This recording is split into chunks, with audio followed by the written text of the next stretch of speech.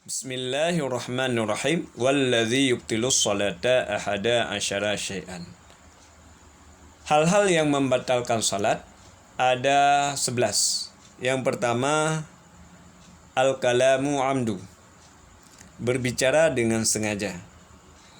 Ini merupakan mengucapkan kalimat selain Al-Quran atau zikir. Atau yang tidak ada hubungannya dengan salat. Maka itu disebut dengan berbicara dengan sengaja. Maka apabila mengucapkan dua kata dengan sengaja, dua huruf, maksudnya dua huruf dengan sengaja, walaupun tidak ada maknanya, tidak dipahami oleh orang, maka itu akan membatalkan sholat. Apalagi kata yang kita ucapkan bisa dipahami. Misalkan orang tanya, sudah makan? Sudah, kita jawab, itu sudah membatalkan sholat. Atau berdeham membatalkan sholat juga. Kalau tidak ada kepentingan, kemudian kita lakukan dengan sengaja, itu membatalkan sholat.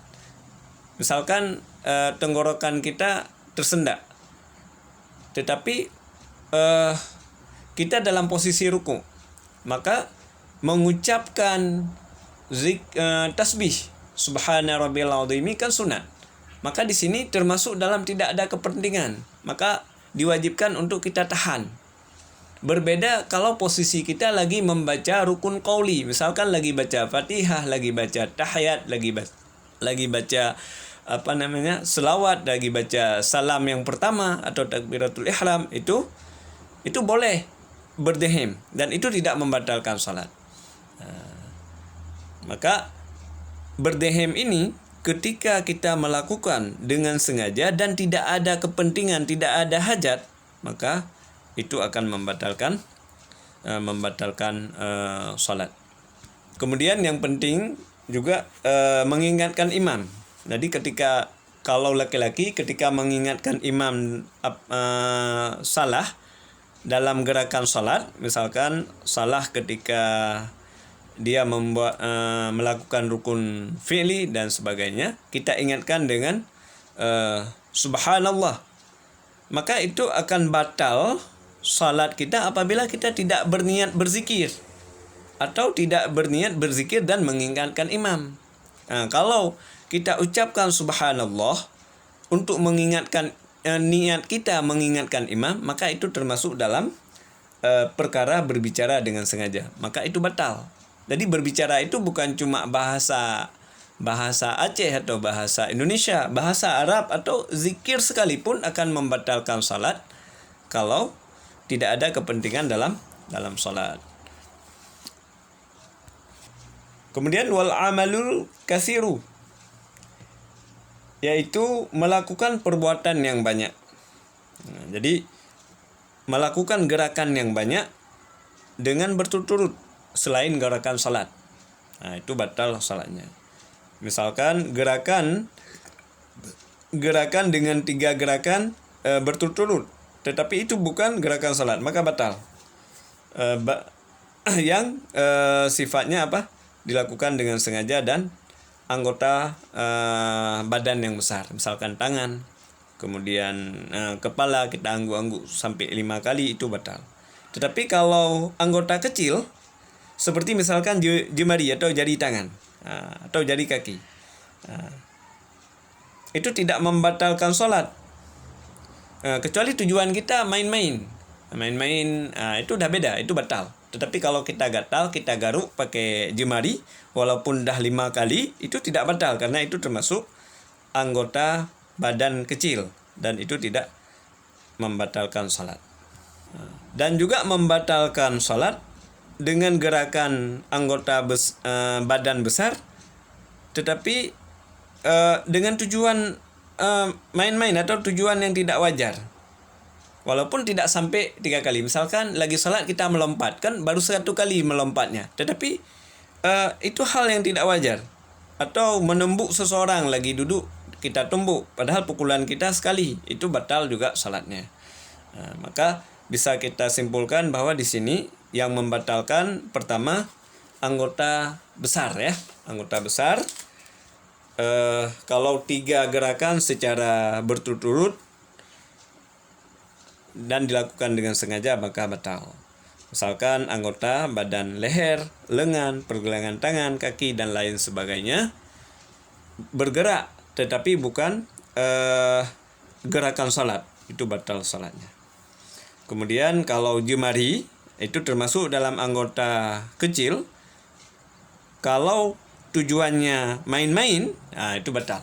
Tetapi kalau tujuannya bukan main-main, misalkan kita gatal, kita garut, walaupun berturut-turut dan lebih daripada 3 kali, itu tidak batal.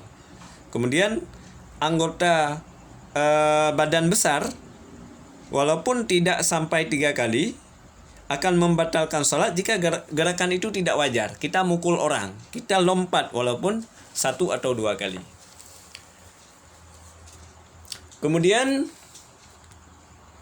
wal hadatsu, yaitu berhadas. Baik hadas tersebut hadas besar ataupun hadas kecil. Hadas kecil itu hal-hal yang membatalkan salat. Misalkan seseorang mengeluarkan angin di saat salat, maka batal salatnya. Kalau hadas besar, misalkan seorang wanita lagi salat, kalau datang haid, maka salatnya batal. Kemudian wahudusun najisati, terkena najis. Jadi jika seseorang sedang salat kemudian terkena najis, maka salatnya batal. Wankishaful aurati, terbuka aurat. Terbuka aurat batal salatnya apabila kita buka sendiri dengan sengaja, walaupun bukanya sesaat, walaupun bukanya sekejap, maka itu batal. Atau kita membuka sendiri tapi tidak sengaja, kemudian kita tidak langsung menutupnya, itu juga batal. Dan terbuka karena oleh orang lain yang dilakukan secara sengaja, biarpun yang membuka tersebut masih anak-anak, masih anak kecil, maka pendapat yang kuat, walaupun kalau anak kecil ini tidak dianggap atau disama juga seperti terbuka aurat gara-gara disikap oleh binatang, misalkan seperti kucing, itu tidak batal. Tetapi sebagian yang lain mengungkapkan bahwa biarpun anak-anak yang menyikap pakaian kita sehingga terbuka aurat, kalau dilakukan dengan sengaja maka batal. Adapun terbuka aurat tidak akan menjadi penyebab batalnya salat apabila terbuka dengan tidak sengaja oleh kita sendiri dan langsung menutupnya, atau terbuka oleh benda yang lain dan langsung menutupnya. Itu tidak batal. Kemudian taghyirun niyati, berubah niat. Berubah niat ini adalah bermaksud untuk memutuskan salat. Jadi kalau terlintas di dalam hati untuk memutuskan salat, maka itu sudah seketika itu salatnya sudah batal. Atau niat memutuskan salat tidak secara langsung, maksudnya gini, niat memutuskan dengan menghubungkan pada sesuatu, biarpun sesuatu itu mustahil akan terjadi menurut kebiasaan, menurut adat, ya. Contohnya misalkan saya akan memutuskan salat atau saya akan membatalkan salat jika saya bisa berubah seperti Spider-Man. Itu kan mustahil terjadi menurut kebiasaan manusia. Itu sudah batal. Walaupun hal tersebut mustahil. Sama seperti dalam hal iman. Kalau saya bisa terbang misalkan, atau saya bisa berdiri di atas angin, saya akan keluar dari Islam. Maka seketika itu sudah murtad, walaupun kita kaitkan dengan hal yang mustahil. Apalagi kita kaitkan dengan hal yang mungkin terjadi menurut kebiasaan manusia. Misalkan jika HP saya berdering, saya akan batalkan salat saya. Maka itu sudah pasti batal salatnya. Dan juga batal apabila kita ragu-ragu melanjutkan salat. Misalkan lagi salat, ini saya mau lanjut salat atau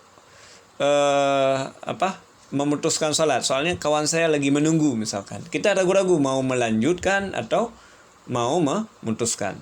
Atau pas lagi teleponnya penting. Saya angkat teleponnya atau lanjut salat. Itu sudah membatalkan salat.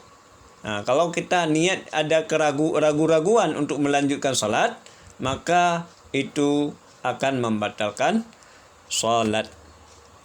Kemudian wastidbarul qiblati, berpaling dari kiblat atau membelakangi kiblat. Jadi kiblat itu dihadapkan dengan dada kepada ain kiblat, ain Ka'bah. Nah, itu karena syarat sah sebelum melaksanakan salat adalah menghadap ain Ka'bah atau menghadap kiblat, dan sifat itu akan terus menerus hingga selesai salat. Jadi dada ya, bukan muka. Kalau muka nggak apa-apa. Kalau muka itu makruh, tetapi tidak membatalkan salat. Jadi jika dada kita berpaling dari arah kiblat dengan sengaja, walaupun sesaat, maka itu mutlak membatalkan salat. Tetapi jika kita berpaling dari arah kiblat tidak sengaja, kalau sesaat tidak membatalkan. Tetapi kalau kita kembali ke arah kiblat, lama baru kembali ke arah kiblat atau jeda waktu sedikit, maka itu membatalkan salat. Yang selanjutnya adalah wa'akalu, makan.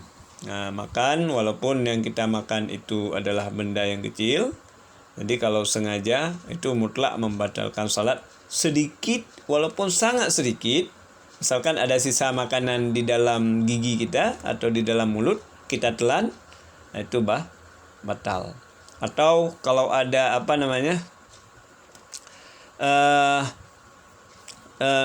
sesuatu yang ada di dalam mulut tercampur dengan sedikit makanan juga batal. Kemudian selanjutnya adalah wasyarbu, minum. Nah, ini sama juga, minum juga membatalkan salat. Jadi makan, minum membatalkan salat. Nah, jadi kalau tidak sengaja bagaimana? Tadi kalau sengaja walaupun sedikit membatalkan. Kalau tidak sengaja, misalkan tertelan, nah, itu tidak membatalkan salat apabila ukurannya kecil. Nah, kecil sekali. Tapi dengan syarat tidak sengaja. Kemudian yang terakhir adalah wariddatu, yaitu murtad. Murtad adalah orang yang keluar dari agama Islam, baik melalui ucapan, melalui tindakan, atau melalui perbuatan hati atau dalam hati. Wallahu